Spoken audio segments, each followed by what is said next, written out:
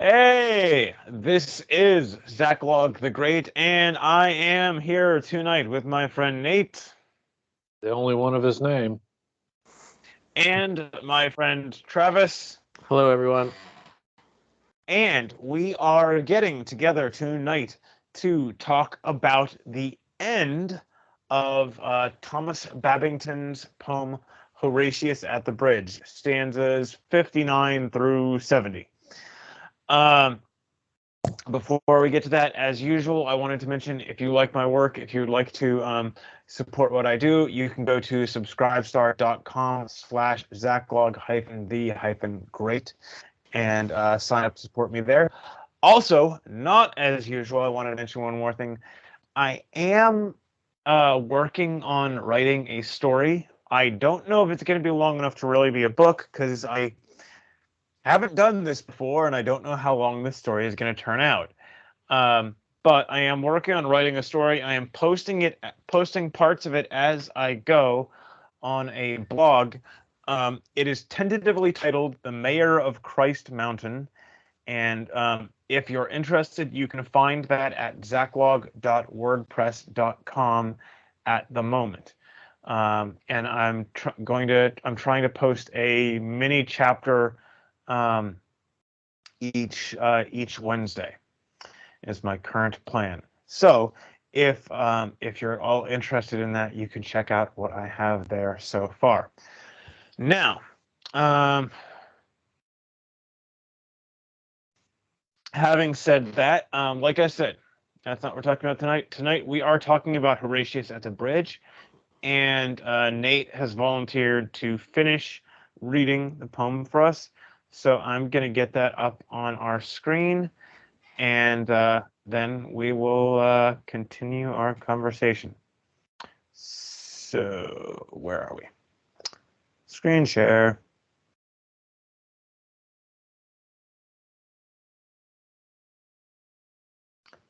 There we go. Yes. And you can let me know when you see that. Yep. Okay. Nate. Previously on Horatius at the Bridge. Having talked some utter crap to Sextus, the bridge comes down behind him, and Horatius is left facing an army of Lucamo by himself. As the Tuscan horde advances, Horatius, with a brave word to the Tiber, dives into the stream. Will he make it to the other bank? Will Rome have a hero or a martyr? Find out on this final episode of Horatius at the Bridge.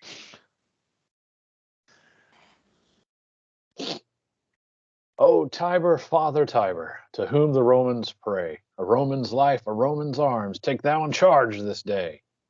So he spake, and speaking, sheathed the good sword by his side, and with his harness on his back, plunged headlong in the tide. No sound of joy or sorrow was heard from either bank, but friends and foes in dumb surprise, with parted lips and straining eyes, stood gazing where he sank. And when above the surges they saw his crest appear, all Rome sent forth a rapturous cry, and even the ranks of Tuscany could scarce forbear to cheer. But fiercely ran the current, swollen high by months of rain, and fast his blood was flowing, and he was sore in pain, and heavy with his armor, and spent with changing blows, and oft they thought him sinking, but still again he rose. Never, I ween, did swimmer in such an evil case struggle through such a raging flood safe to the landing place. But his limbs were borne up bravely by the brave heart within, and our good father Tiber bare bravely up his chin. Curse on him, quoth false Sextus, will not the villain drown? But for this stay, ere close of day, we would have sacked the town. Heaven help him, quoth Lars Porsena, and bring him safe to shore. For such a gallant feat of arms was never seen before. And now he feels the bottom, now on dry earth he stands. Now round him throng the fathers to press his gory hands. And now with shouts and clapping and noise of weeping loud, he enters through the river gate borne by the joyous crowd. They give him of the corn land that was of public right, as much as 2 strong oxen could plow from morn till night. And they made a molten image and set it up on high, and there it stands unto this day to witness if I lie. It stands in the Comitium, plain for all folk to see, Horatius and his harness halting upon one knee, and underneath is written, in letters all of gold, how valiantly he kept the bridge in the brave days of old. And still his name sounds stirring unto the men of Rome, and trumpet blast that calls to them to charge the Volscian home. And wives still pray to Juno for boys with hearts as bold as his who kept the bridge so well in the brave days of old. And in the nights of winter, when the cold north winds blow, the long howling of the wolves is heard amidst the snow, when round the lonely cottage roared loud the tempest din, and the good logs of Algidus roar louder yet within. When the oldest cask is open, and the largest lamp is lit, when the chestnuts glow in the embers, and the kid turns on the spit, when young and old encircle around the firebrands close, when the girls are weaving baskets, and the lads are shaping bows, when the goodman mends his armor, and trims his helmet's plume, and the goodwife's shuttle merrily goes flashing through the loom, with weeping and with laughter, still is the story told, how well Horatius kept the bridge in the brave days of old.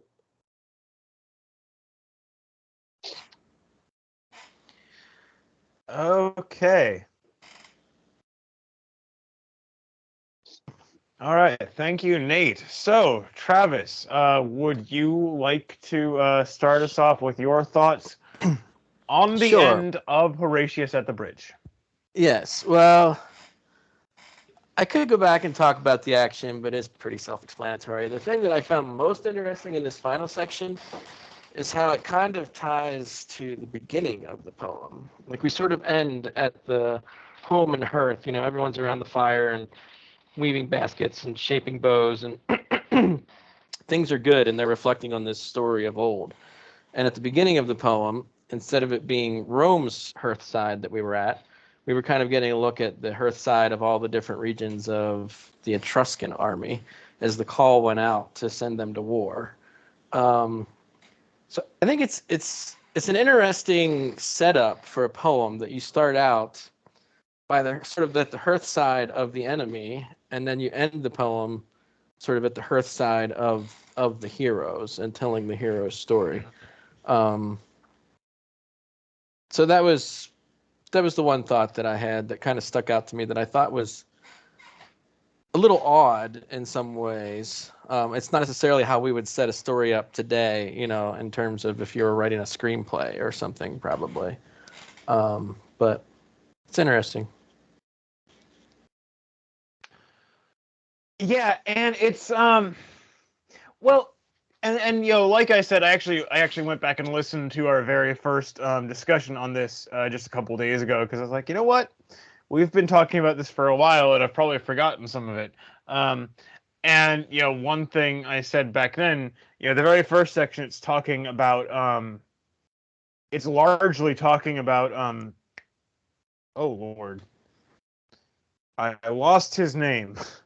Lars Porsena. It's talking about Right. Lars Porsena and his army, and it's, you know, kind of the thing of this, like, you know, look how big and bad this threat is. Look what our hero is going to have to face. And you know, if you don't do that in some way, it doesn't have to be where you start necessarily, but if you don't do that in some way, you're probably not going to have a very good story. In fact, that's actually kind of one thing I've noticed in a few movies, that they there's a few movies I've seen that don't either, I don't think are very good or aren't as good as they could be, basically because they have a kind of boring villain. The Mask actually is one of them. I like Jim Carrey's The Mask. I hate Jim Carrey, the human being, but I like the movie. It's but the thing is, like, the bad guy, the villain of the movie, isn't very interesting at all, and so, like, it's hard to care that much about that part of the conflict. Contrast I that thought with that Darth was Vader showing up in, A New Hope, where the first thing he does is just rock up and kill a bunch of dudes and be very intimidating. And he's just like, you're like, okay, that's a villain. We're worried about him. Yes, very much so. and the That's interesting thing is that, I mean, here we see, I don't remember which stanza it is, but Sextus is saying, awesome, Horatius is going to drown, or, and Lars Porsena is sort of he becomes the noble, which he sort of had that presence of being a more noble enemy, opponent, a noble foe. Whereas Sextus is kind of the villain that's kind of like, just pure evil.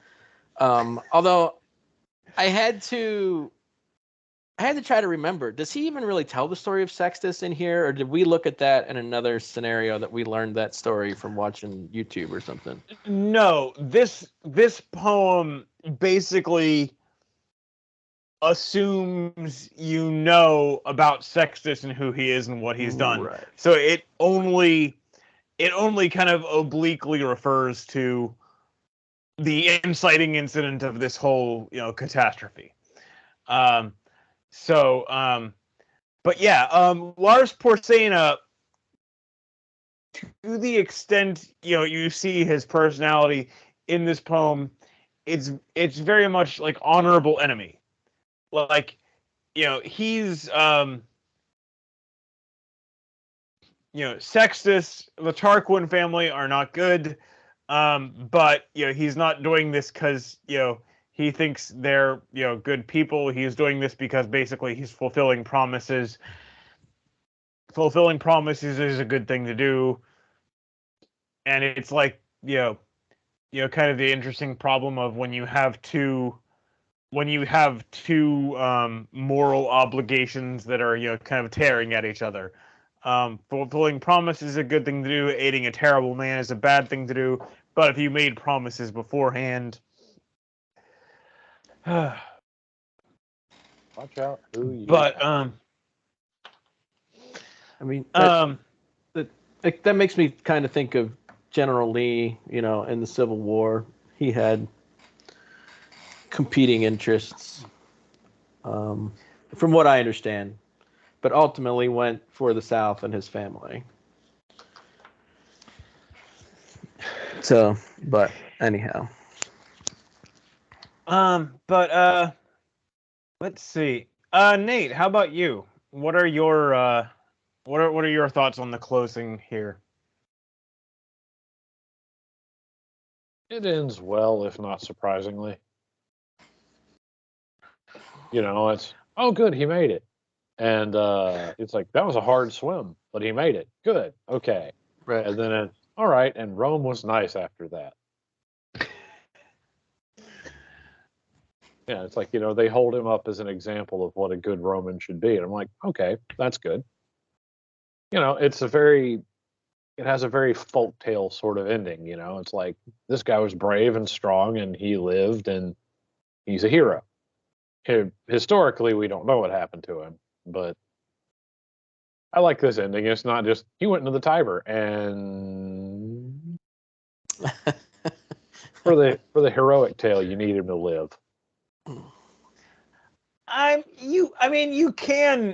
You can do good stories that end with the hero sacrificing himself, but yes, but not if he's not killed directly by his enemies. Like, you don't want him taken out by his own home turf. He's like, oh, Father Tiber, taking charge this day, a Roman in his arms, and then he dives in and drowns, and you're like, and then Father Tiber holds him down and laughs as he drowns. Yeah, that and might upon a not... shattered timber, he was spit just like a fish. I was like, ah, dang, that's a fair point. One thing, for me that the closing here makes me think of actually is one of the very earliest poems I did for the channel. Not the first, but maybe the second, I'm not sure, which was, well, actually not a poem technically. It's an excerpt from a Shakespeare play from Henry V, and it's the St. Crispin's Day speech. And one thing, part of that. Where is it?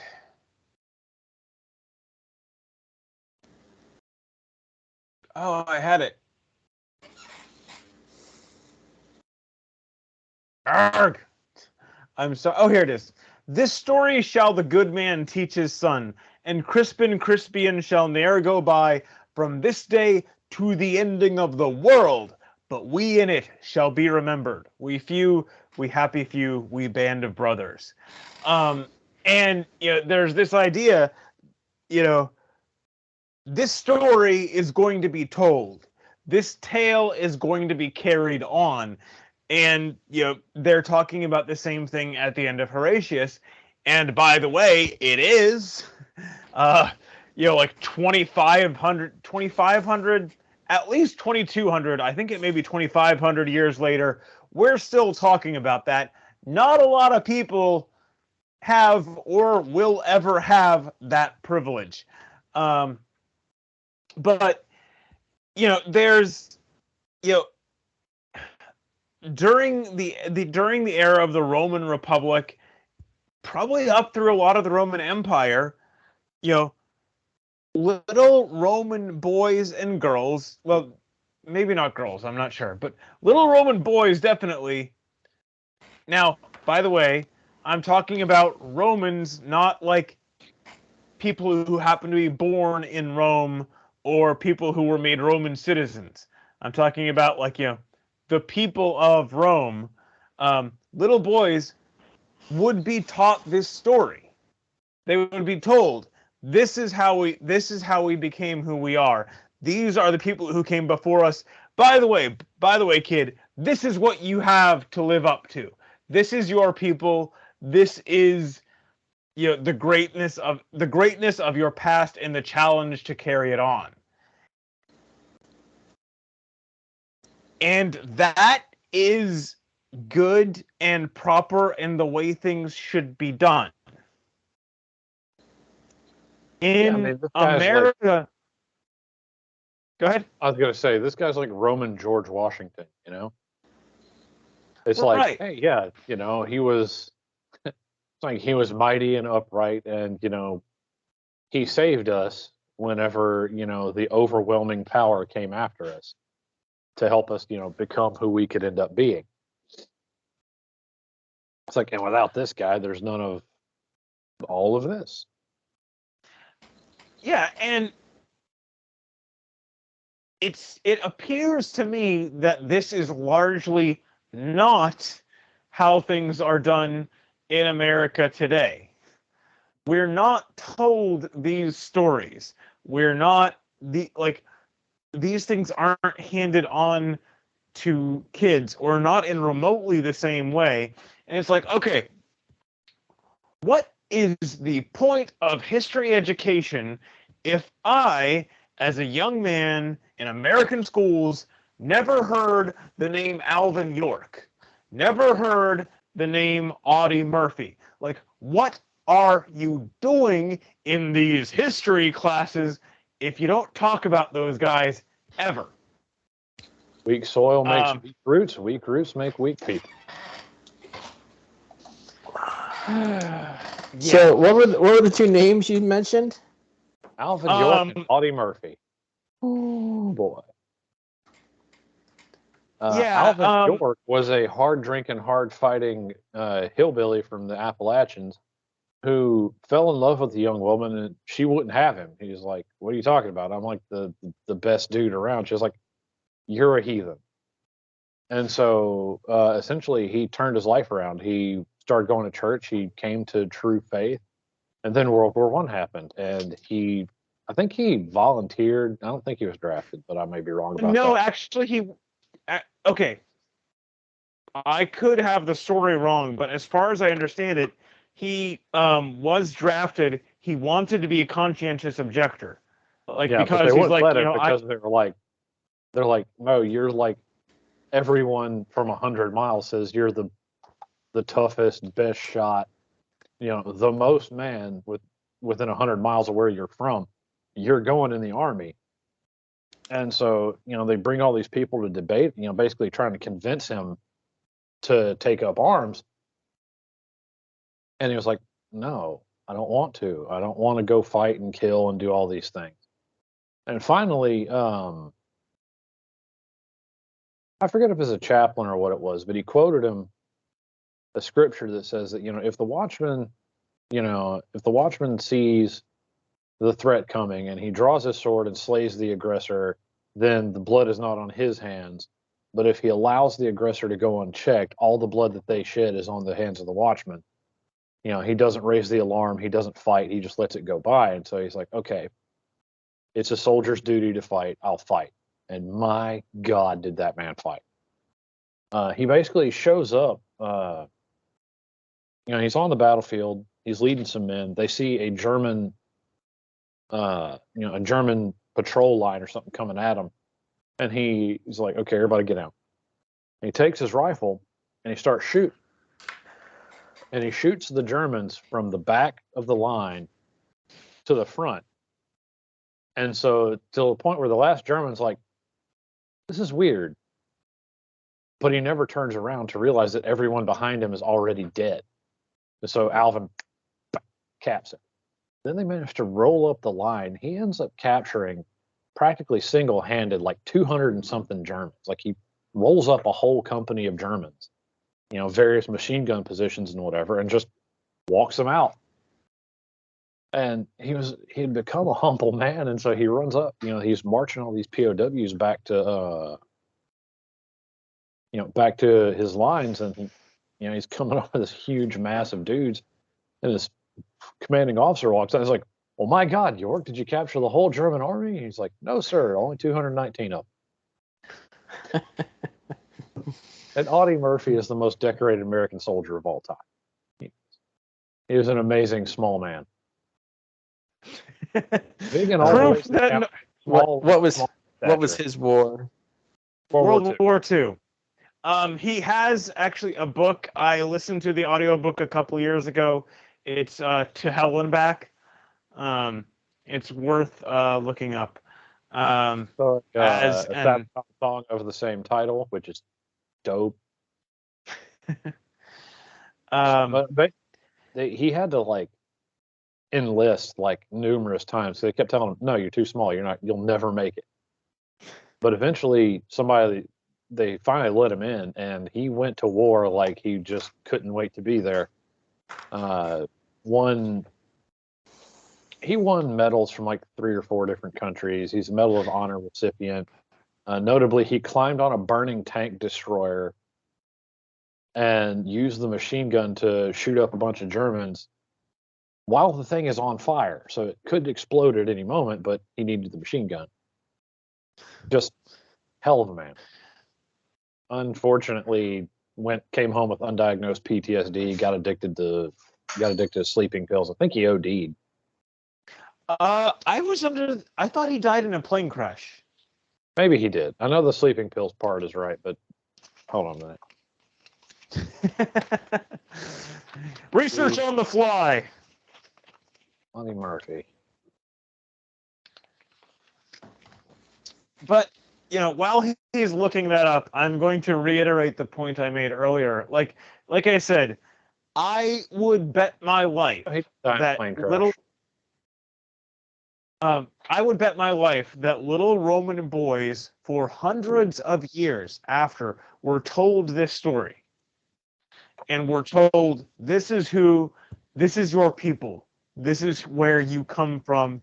This is what you have to live up to. And by the way, they did. And that's not what's being done in America today. And I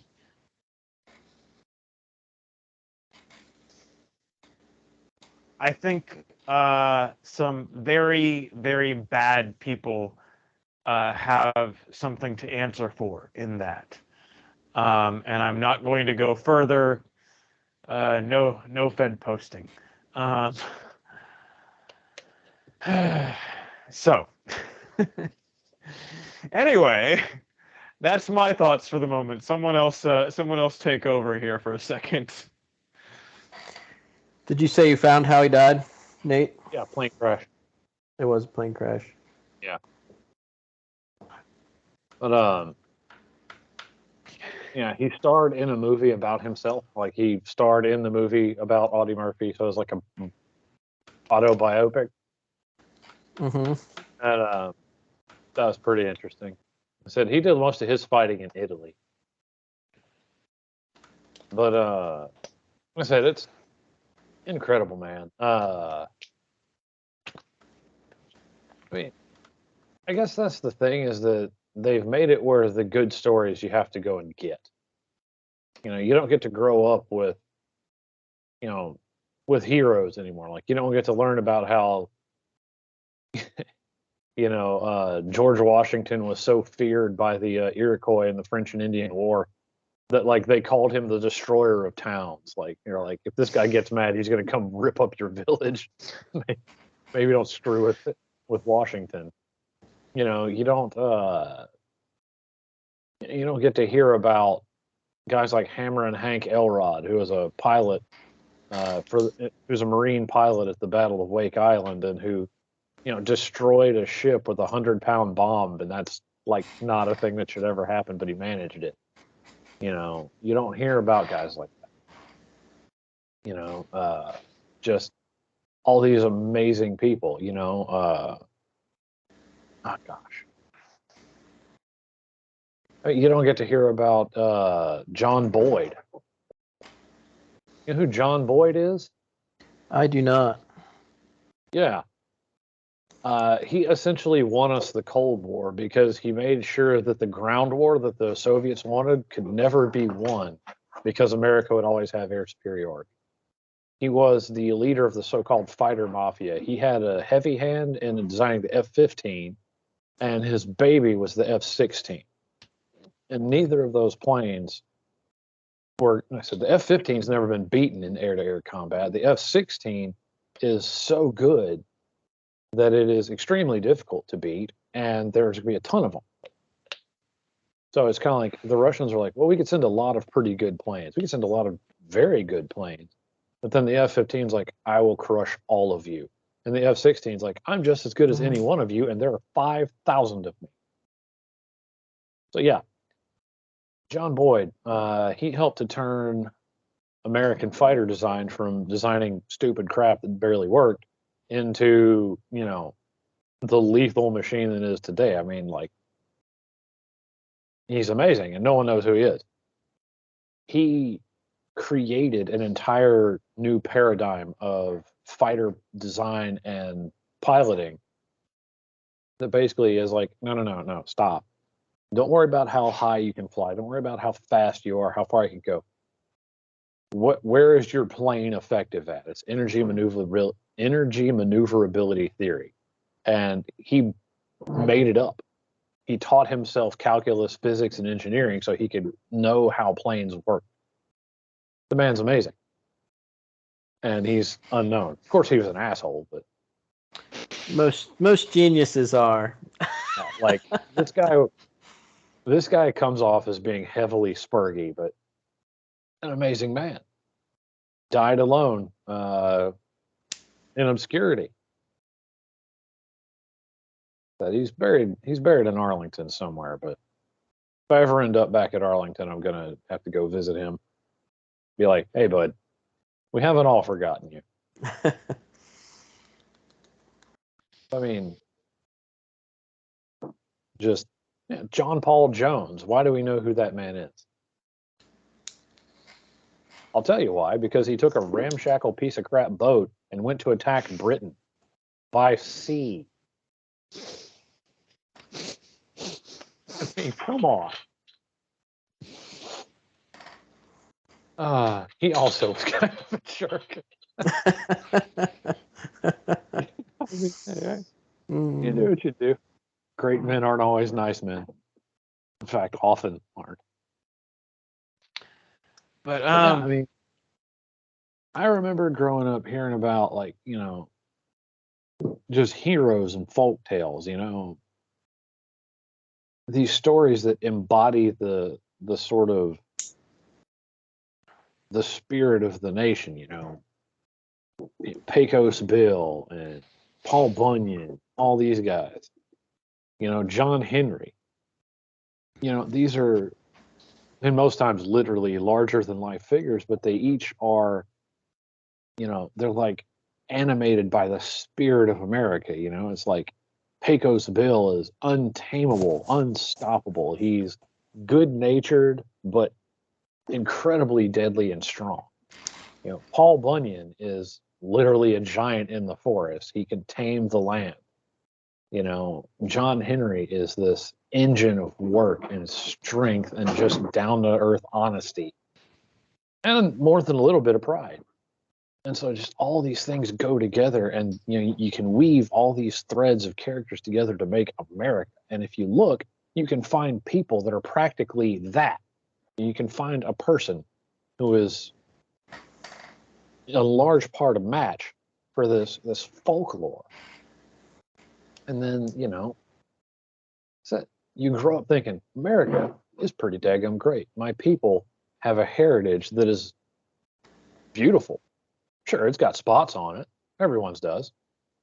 But in the end, this is a hell of a place to be. We've got something going on here. We should, you know, keep that moving.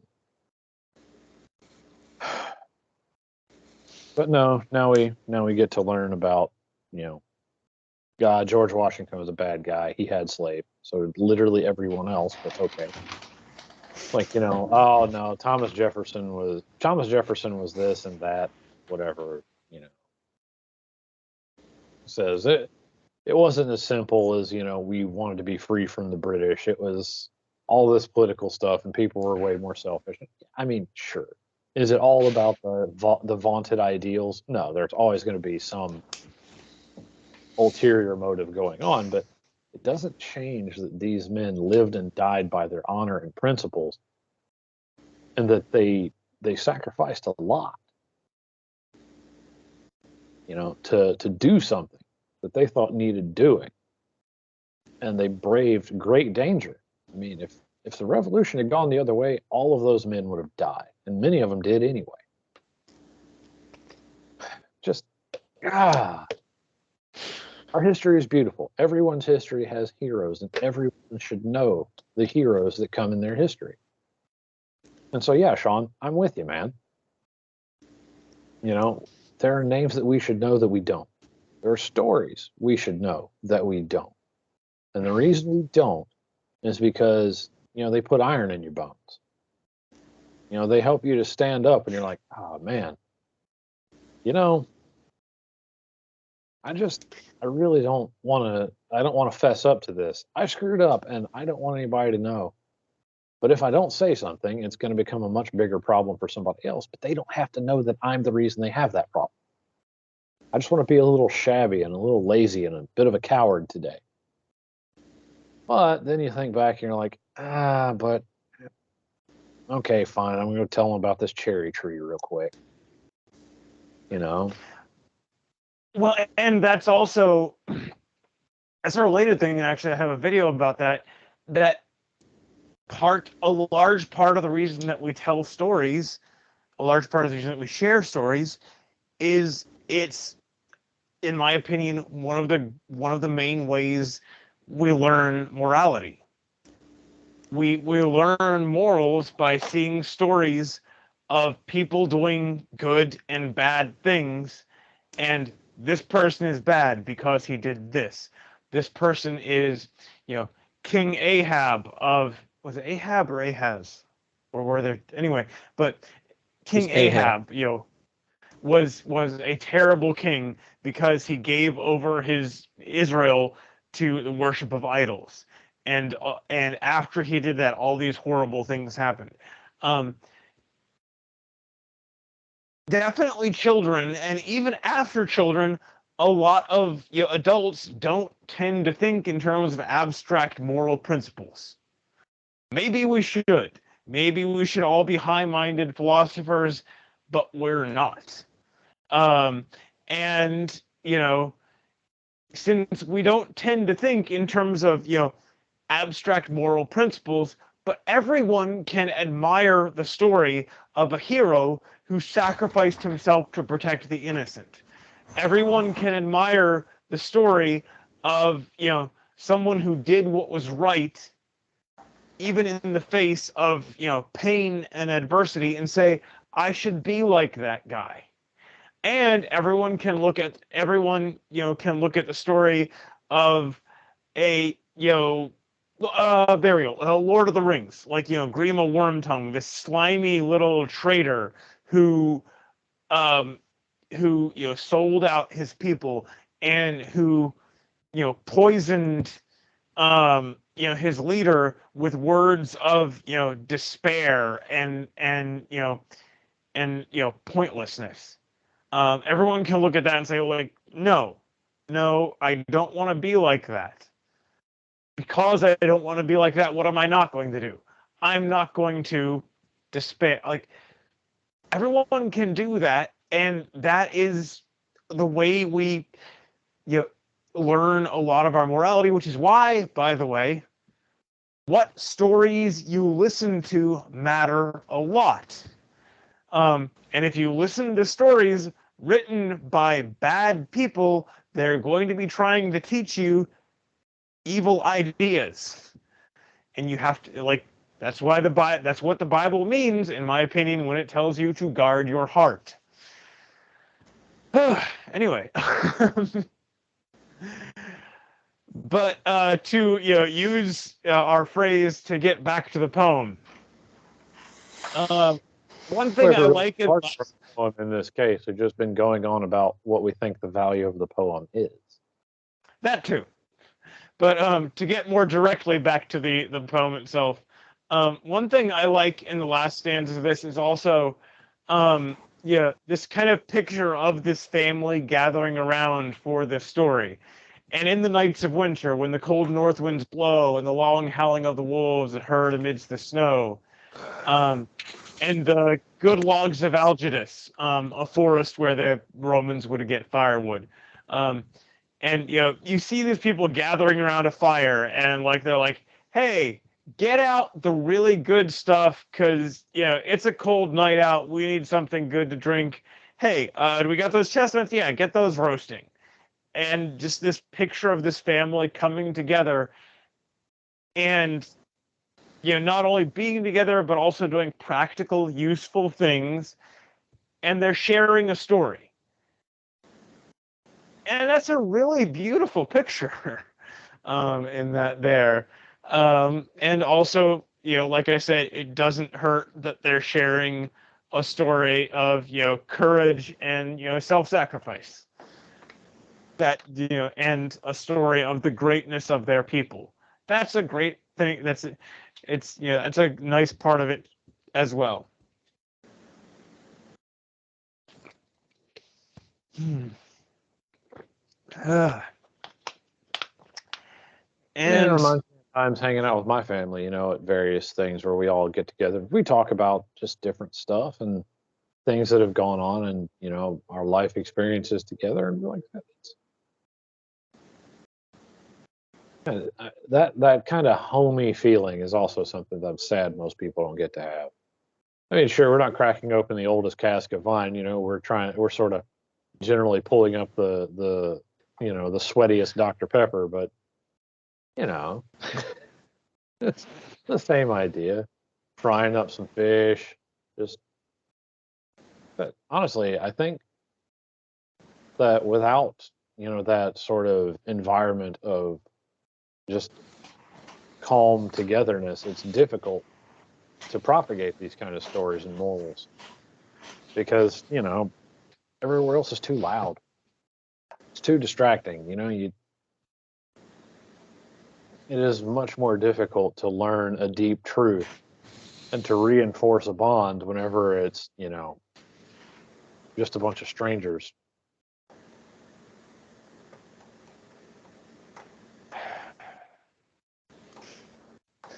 Yeah, Society is you backward.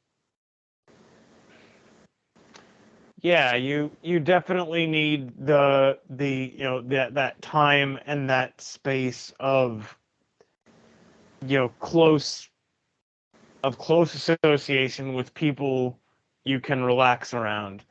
And in a lot of ways, it seems like our society is built to rip that up. Which is another thing that I think a lot of people have something to answer for. Um, to be fair, I don't know that I always do that great in building those kind of spaces myself, and maybe that's something I need to do more deliberately for my family.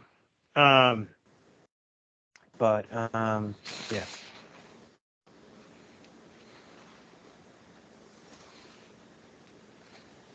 But I think the end. I mean, you've got this, warm home, hearth sort of experience, and you're telling stories. But it's an interesting contrast to, this huge army, on the prowl and coming for you. Like the picture at the end is a comfort.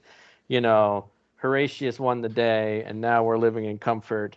But you're still telling the story of when the wolf was at the door, even though you And don't also have to of experience it tonight. What's that? And also of Tuscans being disemboweled. Yeah.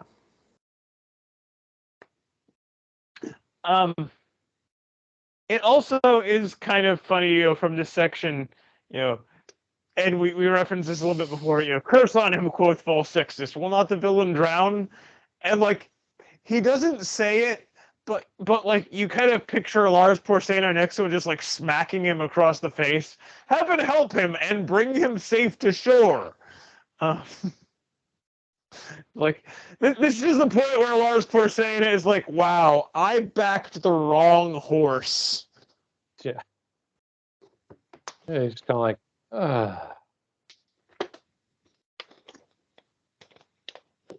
It's like, you're just like, yep, I'm standing next to this idiot.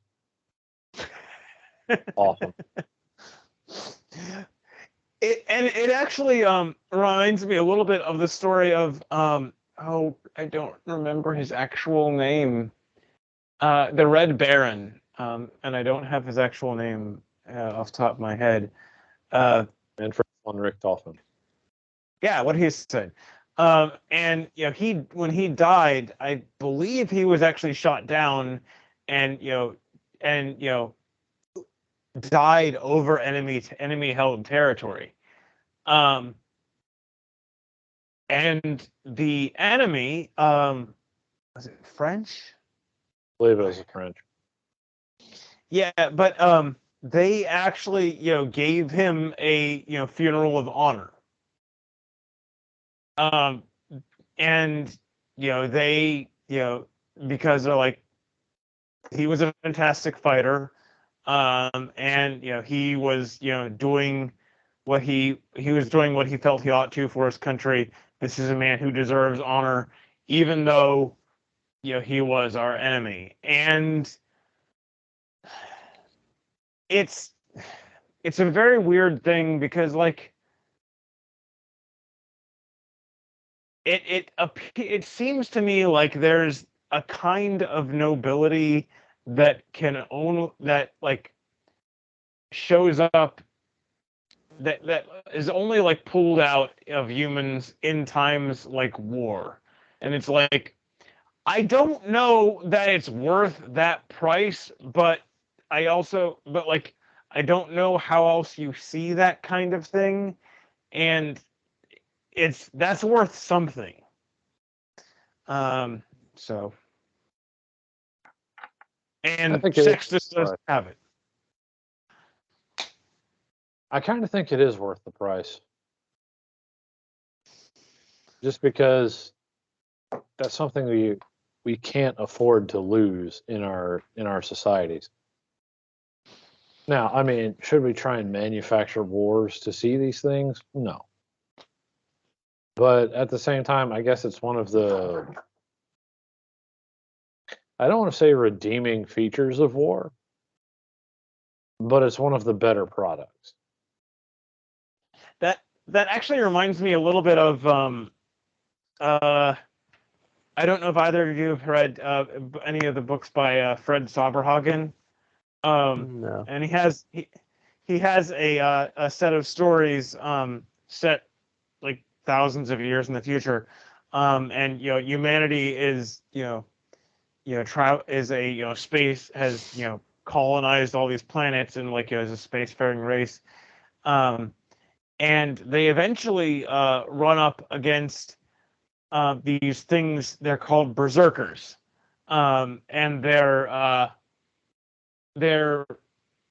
robots, but they're robots, some of which are like as big as battleships, spaceships, um, and they know how to make more of themselves. And basically, they have one primary goal: kill everything alive. Um, and so they and like humanity also runs into like a few other alien races who are also trying to survive this. And like one of them says about humanity, it's like we look at your history and you have this terrible thing called war that we don't really have, or at least not anything like yours. And it kind of seems like you carried that horrible burden so that when you got here, so that when you reached the stars and you saw this, you were able to do something about it. Because if it was just us facing this enemy, we're done. But humanity is actually doing something. Humanity is actually, in some respects, winning this fight, and it's kind of this interesting look at what a possible value in this horrible thing that we have. So, I don't know. I think I've said most of what I wanted to tonight. Travis. Yeah, How I about think you? I've covered everything that I need to. And Nate. Close of the poem.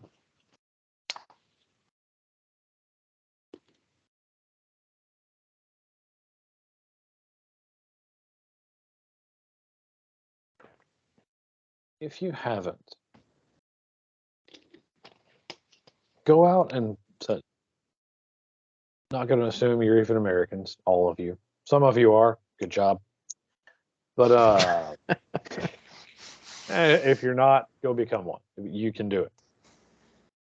But I never said it was easy, Sean. But it's generally worthwhile. Anyway, go and find the heroes of your culture. Find your folk. Learn about the things that were valued by your grandfathers and their grandfather. And inculcate those values, because in general, if it holds up through generations, it's worthwhile. It's strong. It produces things in a person that are useful no matter what.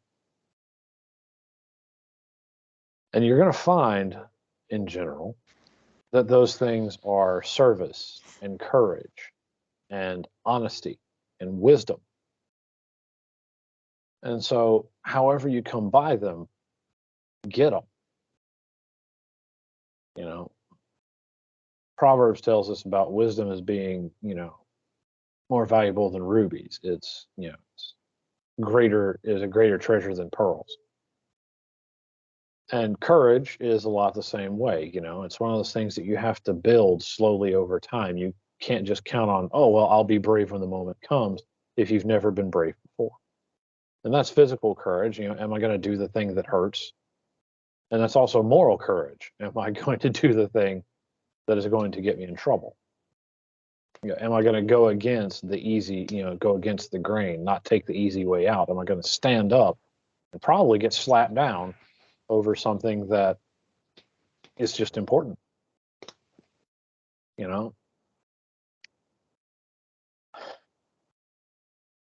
Says Because without those things, without that kind of building of the soul, you don't get Horatius.